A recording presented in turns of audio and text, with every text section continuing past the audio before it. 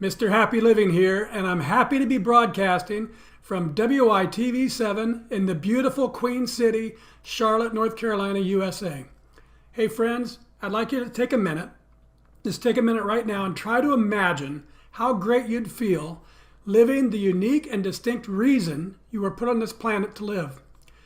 Doing work you love, with people you love, in places you love, and all the while creating something of real value for others. Well, that's what I call a life of significance, and I can tell you it makes for a very happy life. And so can the Gruner brothers.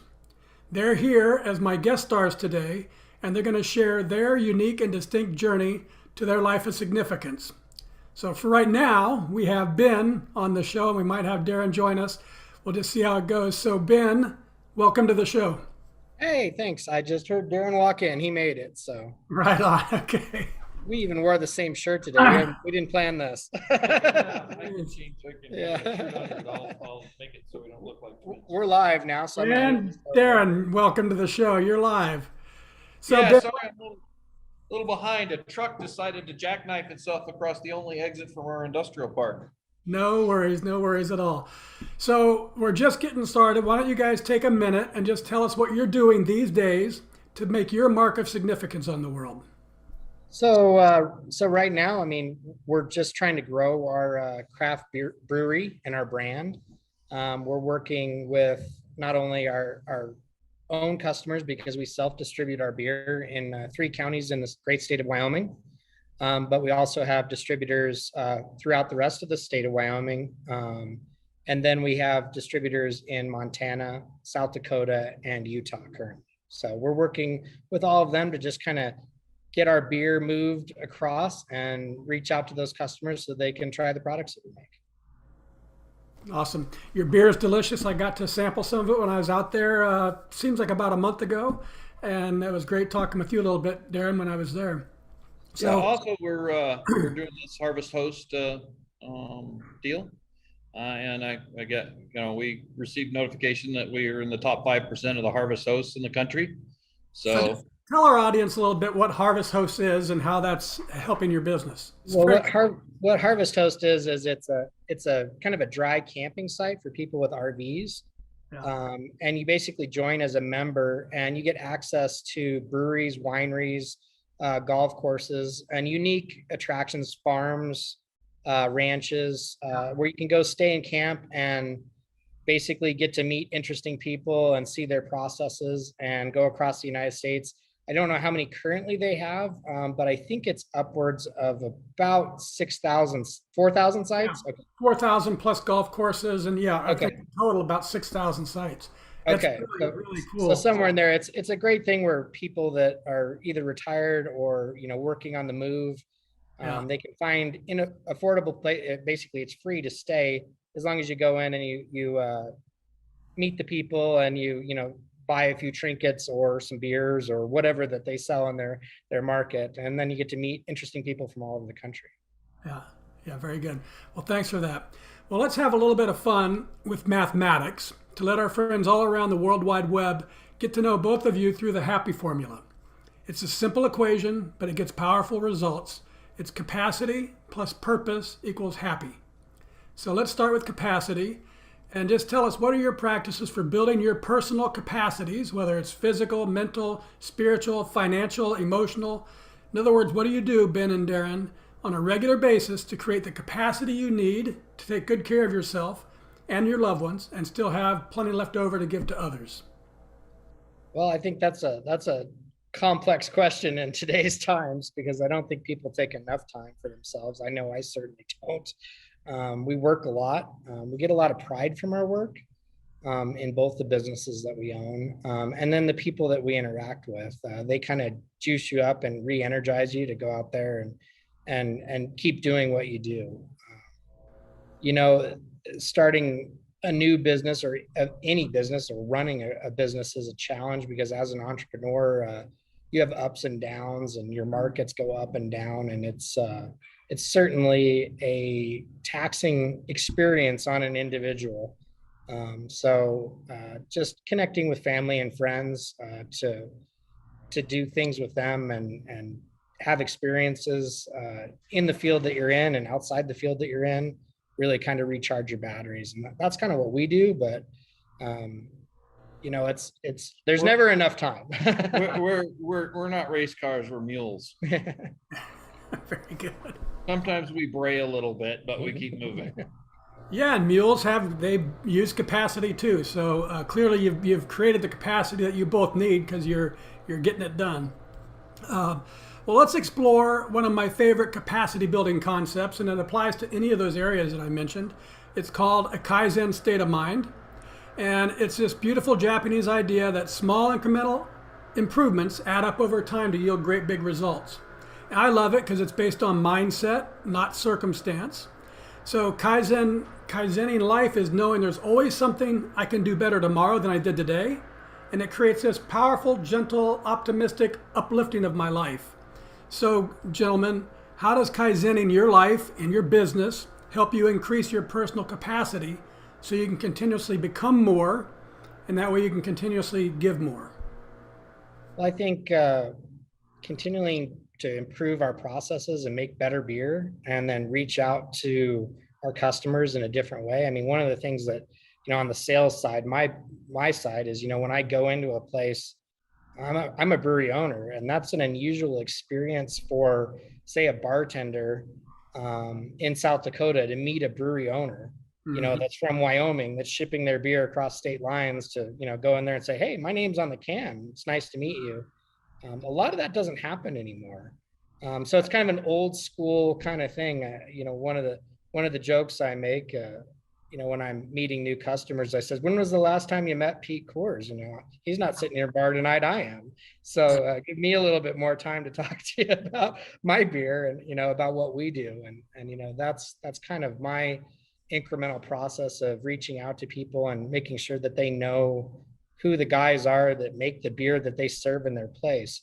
And I think it matters because at the end of the day, customers, if they're at a bar and they have 40 choices, there's a lot of choices and there's a lot of excellent beers. I mean, the beer keeps getting better and better and better. And that's the one thing I can say of my colleagues is I think that meeting with those people and making them have that connection with you so that they can then have that connection with their customer means a lot more to the experience, because it's fun when you can go out and you can have a little bit of story besides just the cold pint. So 100%. Daron, you were going to chime in? Yeah, I was going to say, you with beer, you kind of always have to constantly make improvements. I mean, you're always tasting each batch, and sometimes you're really excited about a change you made, and sometimes you're like, that didn't really advance the cause any. And I mean, it's always good on a new batch when the moment is when you're running it through the centrifuge, which clears it up. That's really your first taste of the finished beer. Yeah. It's not completely carbonated at that point, but that's one of the more exciting points of each batch is you taste it as it comes out of the centrifuge.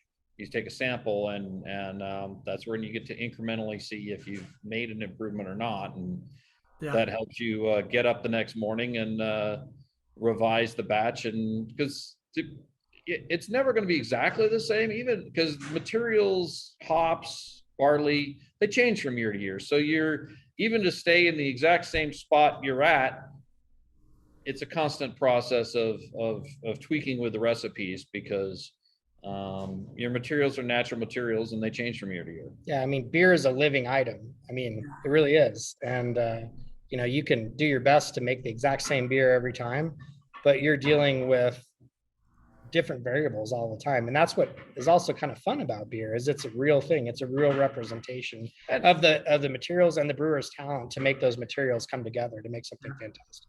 I think it's important to be consistent, but I think also part of the excitement about craft beer is that it might be a little different from one batch to the other. Correct.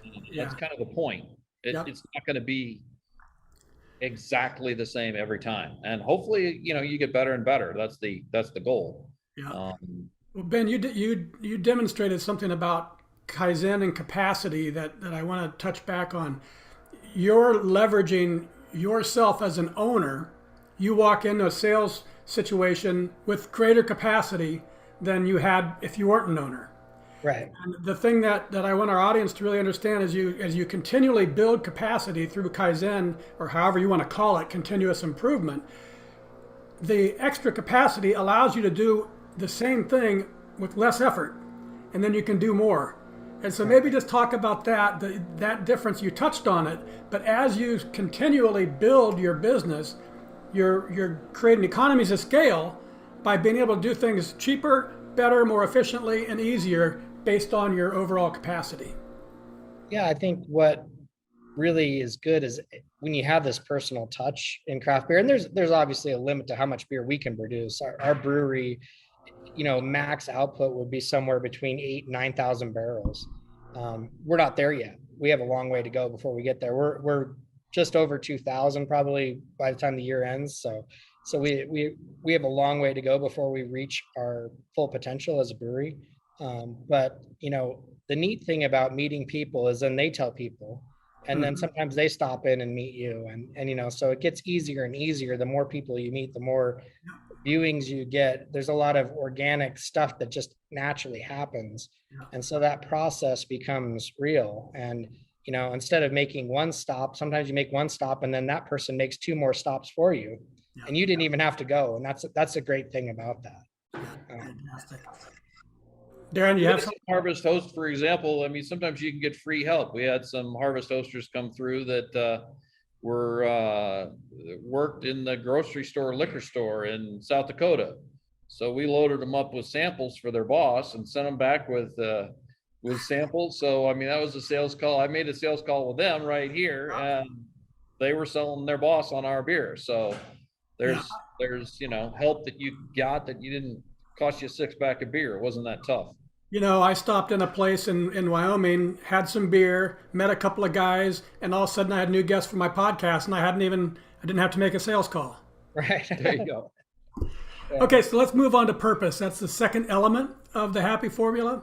And I've observed that major life transformations, the big stuff, the discovery of purpose, often comes from devastation. Addiction, abuse, death, disease, disaster. Something awful strips a life to its core, and it creates this big change in that life.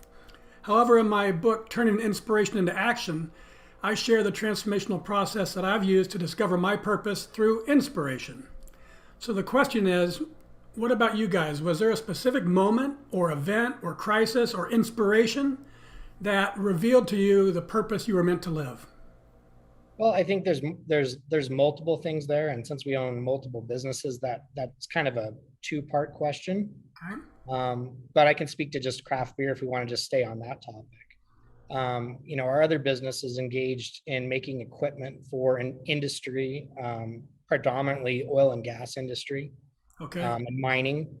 And a lot of the things that were happening in those businesses where it was getting very corporatized.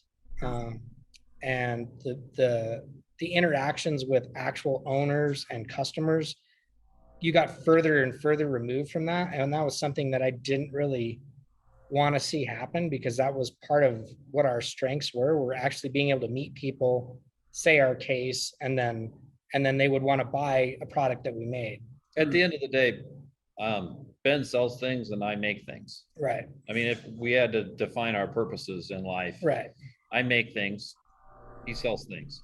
Yeah. And so whether it's beer or whatever. So my purpose came down to be, rather than just sending an email, not being able to go in and meet somebody and have them come to your facility. A lot of what's happened over the past, I want to say even 12 to 15 years time, is corporations are locking their doors to suppliers.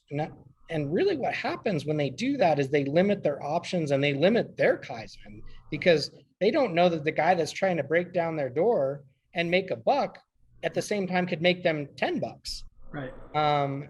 And really improve their processes. And it's kind of sad. So I think what happened to me in that situation is I wanted to be back in a more visceral type business where you could see somebody's immediate reaction to their product, the product that you had.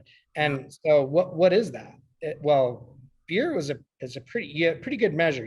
Right away whether somebody likes your beer. And when you're a beer salesman, you can tell. It's pretty obvious. And not every beer is for every person. We realize that. But if you find the right beer and you really light them up and they say, hey man, this is the best beer I've ever had, of this style, that makes you feel really good, and that makes you keep going. And that's probably part of the purpose side. I think that's what I'd touch on. So what was it? When did you launch the business, the beer business? So the beer business, basically, we bought the building in February of 2017. Okay. And remodeled it and opened it in December of 2018. Okay. Our tap room. So basically about 2 years, took 2 years to get it going. So two things on that. One is I think I have learned that it's a historic building that you guys refurbished. So yeah, it is. It's a building that was the former Casper Petroleum Club. It was a private club for oil and gas members. So the building in itself kind of spoke to us, because not only was the building's past oil and gas, that's kind of our life as well. So, and my wedding reception was right behind us. Yeah. So we had some attachments to the building. I think most people in our town have attachments to this building in one way or another, whether they went to a Christmas party here in the past, or got married, or something, or saw a conference here, or whatever, or had a fancy dinner or prom or something like that. It was one of those places. It was a fancy supper club for members only. And the neat thing about what we did, is we opened it up to everyone. We opened it up to the public. So now it can be shared with the entire community, not just a private club. That's awesome. And what led to the decision to start the beer business? Well, one of the key things was there wasn't a good craft brewery in our city. So there were zero. We were the largest, urban population in Wyoming, if you take our county.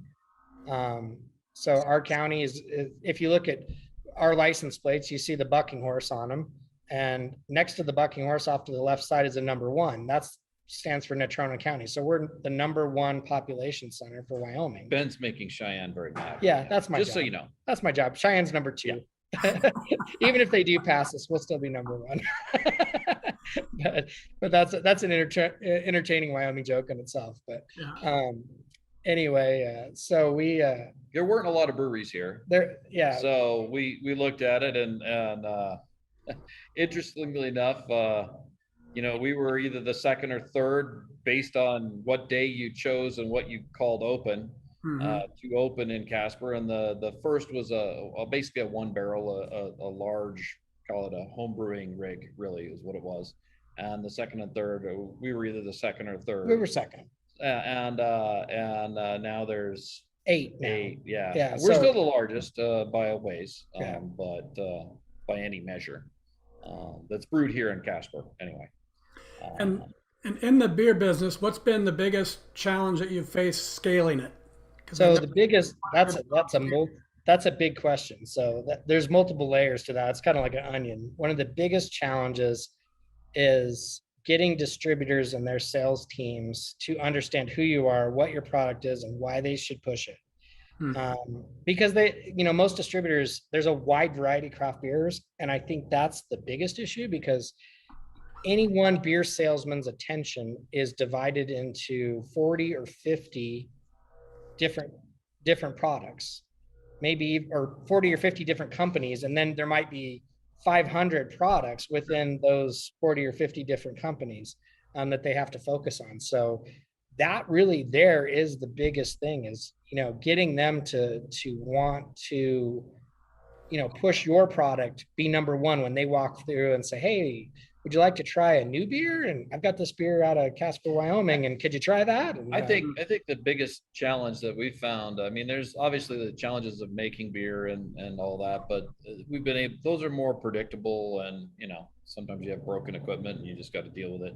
But the biggest challenge is that Ben was looking for a face-to-face business with customers. Well, the beer business is by far the most face-to-face business I've ever seen, because you literally have to, when you're distributing beer, you literally have to interact with every single sale. Like if you're the distributor, like twice per week. Hmm. You go in and you figure out what they need, and then you come back and you deliver it. Any other industry would just go, hey, send me a text with what you need, let's go. The beer industry doesn't work that way. So it's been the establishment and maintenance of these face-to-face meetings. Like, for instance, maybe we have one distributor that's struggling in one area, so we spend a month and a half over there kind of coordinating them. Well, then you find out that your distributor on the other side of the state is changed to a different flavor of beer because somebody else has been in there picking on it. Yeah. So it's a matter of getting their attention and keeping their attention. It is actually the hardest part of the business. Yeah, it's definitely a business that's like, oh, squirrel, people lose their attention span very quickly, no matter how good of a job you do. And I think even the big brands of beer could have that same sentiment. They're getting picked at by all of us unique craft brewers, and the really big brands are like, well, what are we going to do to keep these guys at bay?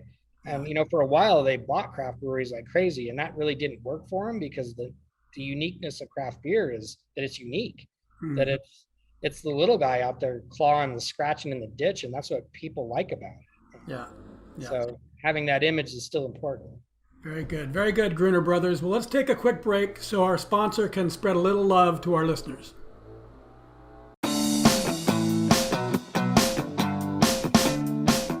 Mr. Happy Living here. I love good things made by good people. That's why I love Dry Farm wines. They've transformed my drinking experience with sugar-free, lower alcohol, lab-tested natural wine. It's only grown on small family farms with respect for nature and using regenerative agriculture. You can literally taste the difference. It's naturally delicious. And it's super important because the quality of the food we eat and the wine we drink makes up the quality of our life. Go to happyliving.com. Select Partners in Happy and get your first bottle of natural wine for 1 penny. Share the gift of natural wine and pour some love this holiday season.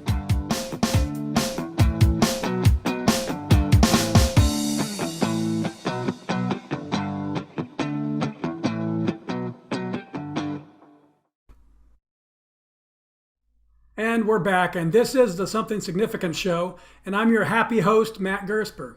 And my special guest stars today are Ben and Daron Gruner. They're just two brothers who work hard and play hard and appreciate the simple things in life and love making great beer in their beloved state of Wyoming. And gentlemen, I think you're going to love this article called The Science Behind the Power of Giving.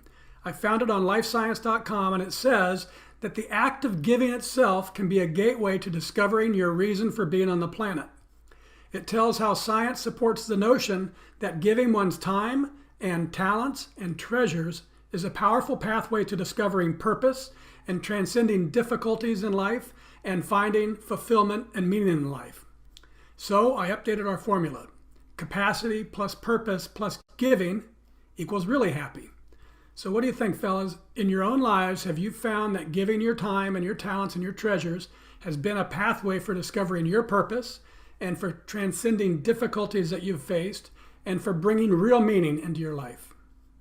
Yeah, I think so. I mean, you look at the things that you do on a daily basis, and, if you can make somebody's life a little bit better, I mean, that's pretty cool. You have somebody come in and they've had a rough day, and you can give them a really well-made craft beer and maybe have them think about their life a little bit differently, and then they walk out of the door with a smile on their face instead of the frown that they came in with.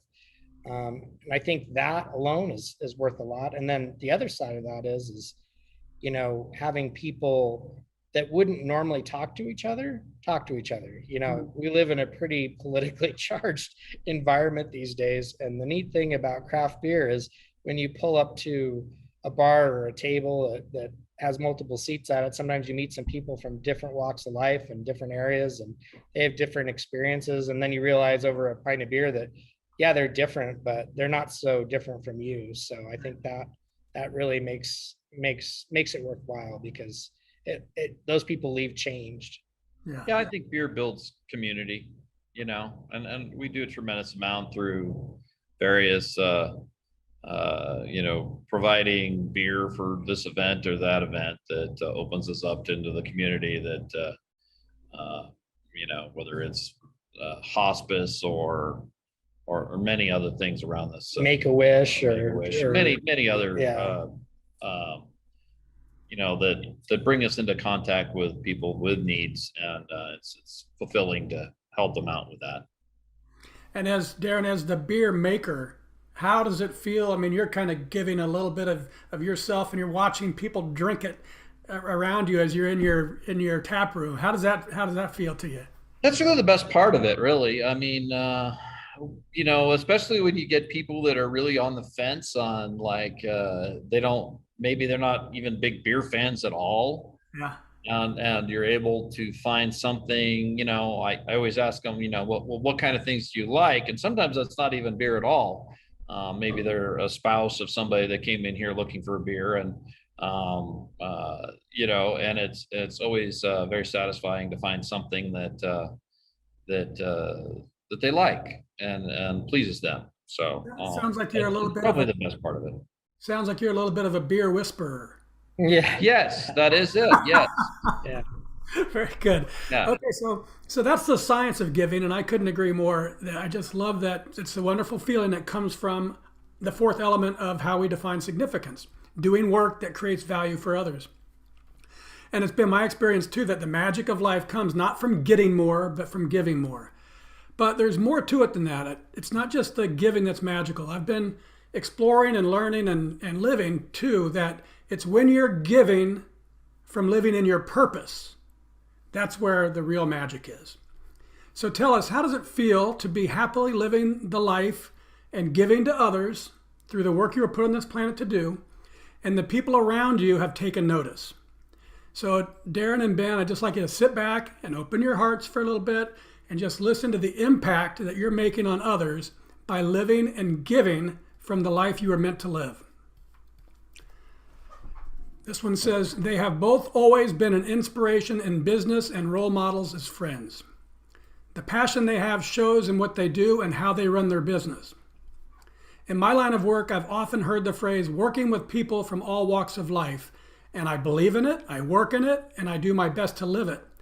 The most exemplary use of that motto I've ever seen has been with the Gruner Brothers and those who run it. They're committed to excellence from the quality of the beer to the customer experience. From turtle races to live music, it seems there's always something fun going on at Gruner Brothers. They provide a great environment for families. They're making great beer, which I'm glad is sold in Laramie so I can enjoy it.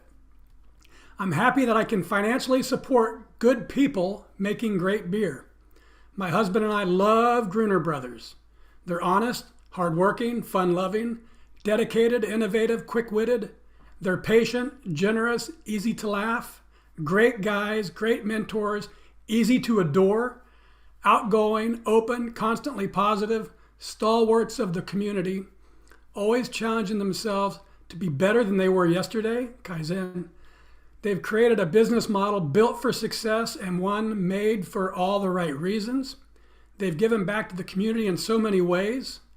Keeping the integrity of a landmark building as they've done in Casper is important for our community. Truly great members of our community. It's been great to see Daron and Ben turn a hobby that they enjoyed into a true craft and share their passion for making great beers with the people of Casper. I always look forward to seeing them and their families. We are blessed to have them in our community. So, wow, Ben, how does all that make you feel? And That's Daron? pretty good. Pretty glowing. Yeah. I can't imagine being adored. That's pretty kind of strange for me. But, Couldn't imagine it either. I had to double check that one. yeah, I might have been talking about Ben. might be so. The bearded charmer thing, you know? Yeah, I'm the unbearded brewer, so there you have it.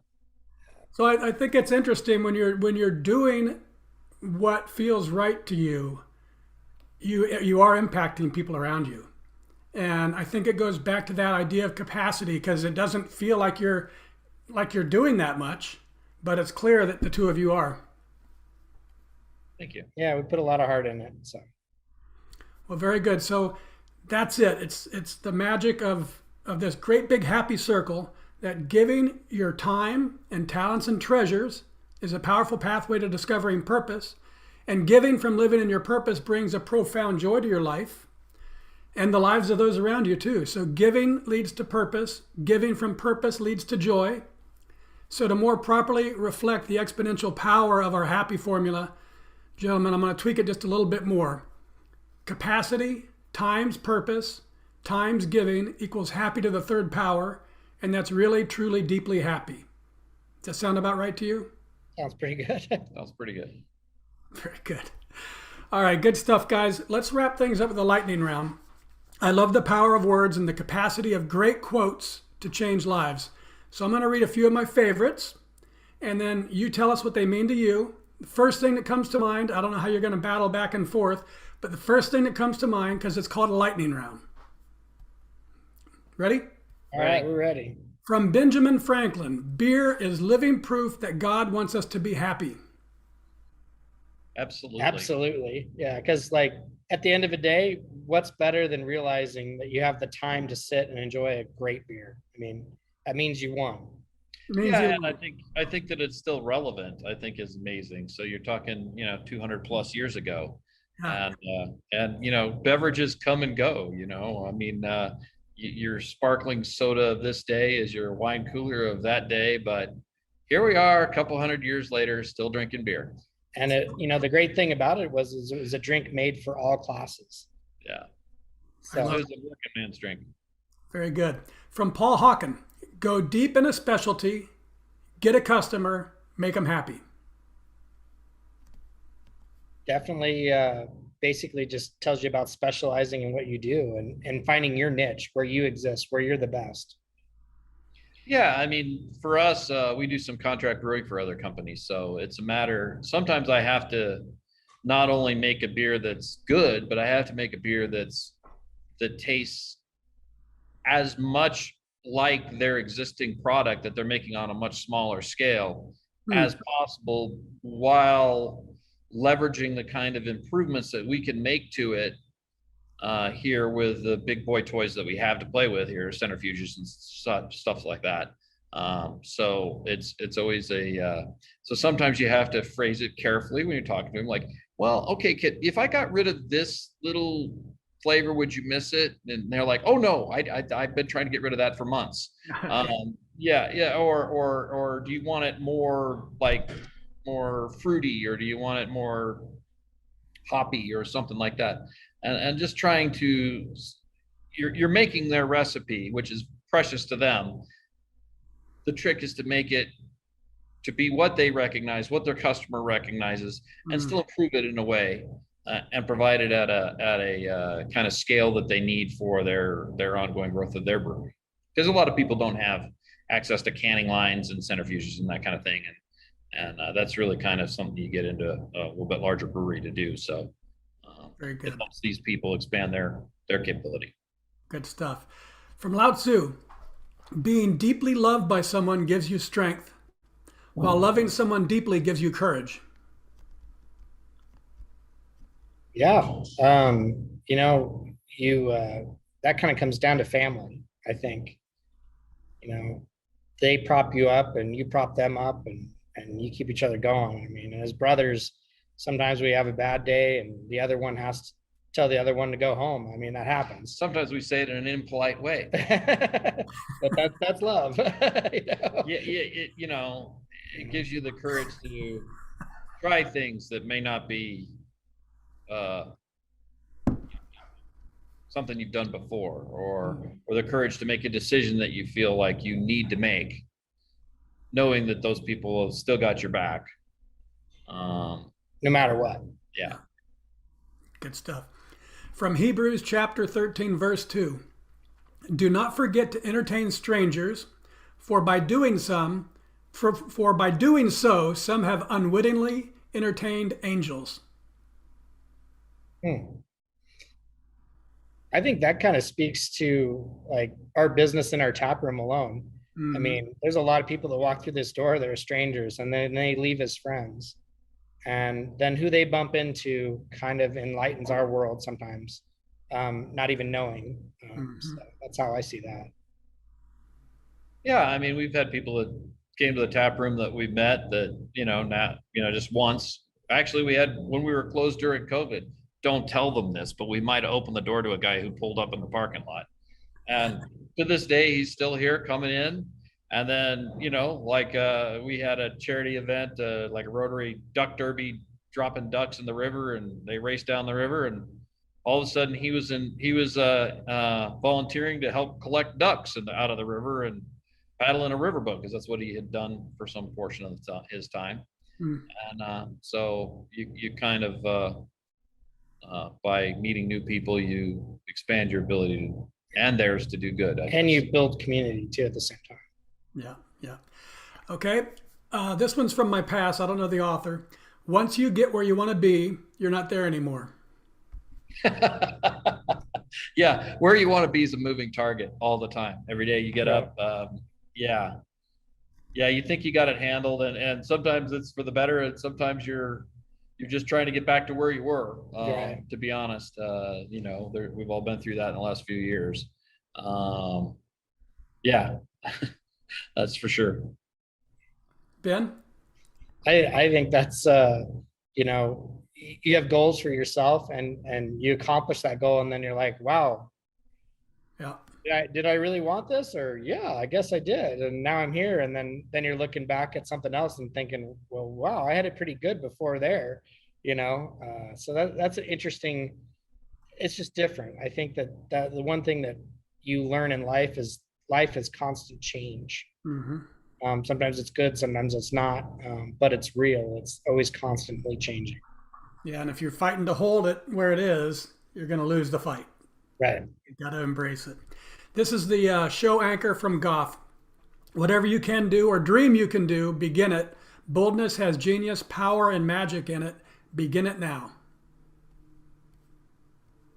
I mean, beginning it in, too far in the future might not get it begun, I guess. That's the other thing. First, you just got to do it. There's a lot of people out there looking to start a business and they're waiting for the perfect time. Right. There's never a perfect time. No. And there's never a perfect idea. There's never a perfect economy. There's never a perfect government. There's never a perfect product. Everything is changing all the time, and you have to adapt to those changes and find your niche where you can be successful. And it is a really hard thing to do, because sometimes you have to let go of the things that you really love. Yep. And possibly do something or make something that doesn't bring you joy, so that you can do the other things that you love that bring you joy. So I think you just got to do it. You got to just say, go for it. And sometimes you win and sometimes you lose, but that's how it is. It's a process of first steps. Yep. You don't take a second one if you don't get the first one out there. That's correct. Good stuff, guys. And now, folks, it's your turn to be a giver too. If you can hear my voice and you are inspired by today's show with Ben and Daron Gruner, the Gruner Brothers, then please share some love with our magnificent broadcast team by giving what you can to WITV7. They're a 501c3 charity on a mission to educate, empower, and encourage. They do good works with your kindness. Ben and Daron, I love how much you both love serving people a wonderfully made beer with the hope of making their day a little happier by sharing a simple pleasure of life with friends, family, and coworkers, or even a person they've never met.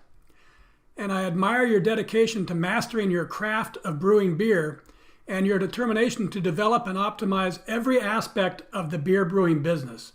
And I'm super happy that you've shared your gusto for life and your delicious entrepreneurial spirit on our show today.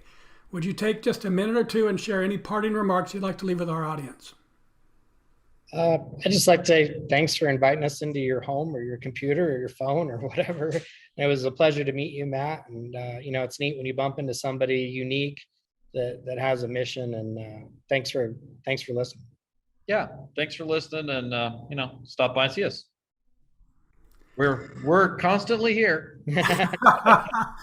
Wonderful. Thank you, Ben and Daron. And I also want to thank WITV7 for hosting and promoting our show so we can keep interviewing inspiring guests like the Gruner Brothers and reaching folks just like you ready to create your own extraordinary lives. And most especially, thank you, viewers and listeners. You'll find links to websites and social media and all things Ben and Daron Gruner. Find them, friend them, check out their story and their beers and their very cool Gruner Brothers merch too. It's all available at grunerbrewing.com. That's GrunerBrewing.com. All one word, grunerbrewing.com.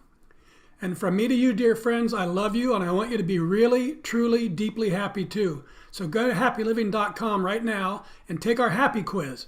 Because when you measure your happy, you'll focus attention on it, and focusing attention on it inspires change and learning and improvement to flow right into your life.